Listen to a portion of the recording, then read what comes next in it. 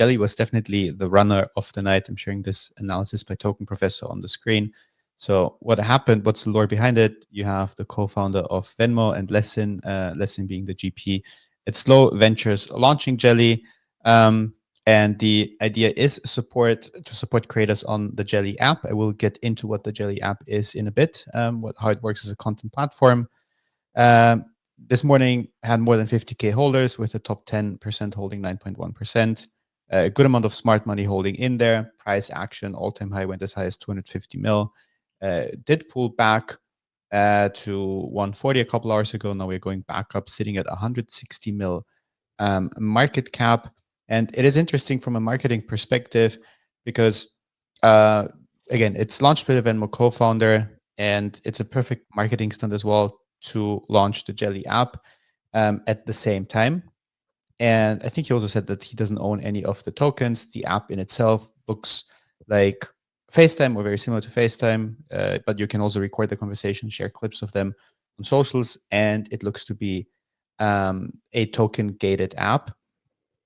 And I think the very good post I also wanted to bring up is exactly on the marketing side that says the rules to the game are changing right in front of your eyes. All of crypto, young, wealthy, educated demographic will know that an app called Jelly exists tomorrow. I mean, ultimately, the reason why we speak about the Jelly app is because the Jelly token had such a massive run.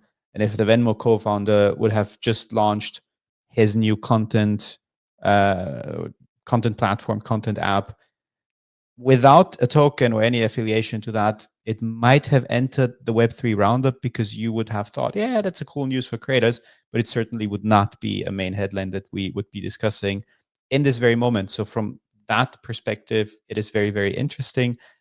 One final remark or an additional comment on that is that also Raj from Solana commented, launching a token is like having a kid. You got to be ready. Nobody knows if you are better than yourself. It's a serious commitment, not for the lighthearted, but everyone should do it eventually. And this is also what I meant before when I said I expect this weekend to be an interesting one, because I'm not active on LinkedIn, but I am like lurking around a bit there. And I've seen the Jelly story, at least in my opinion, shared more often than other token stories recently. And even outside of LinkedIn, I feel like if the Venmo founder is launching a token that will get a lot of attention and traction, basically in his like peer group, and that is still following the Trump launch, which kind of showed that everyone is like fine to launch their own token. So I do expect this to be an interesting weekend in the trenches, and also looking further ahead from that, I definitely think that you will have more founders follow with token launches like that. I still do not think, just maybe as a final reflection, that this is the capital market of the future, and this is how fundraising is going to be done. I think we had it recently with what was the social media platform that we talked about that was sold to X? What was it? Fine. Vine, thank you. That was sold to X for 30 million. The token did run to 300 mil. So obviously, it's like very tempting to skip the whole building a company part and basically monetize straight away on a previous reputation that you have built, and B, launching a token, or in this case, at least from what it looks like, saying that the Venmo founder doesn't own any of those tokens to promote a new app. So I expect more to follow like that, and I expect, especially in this weekend, to see some interesting token launches and a good amount of trading volume on them.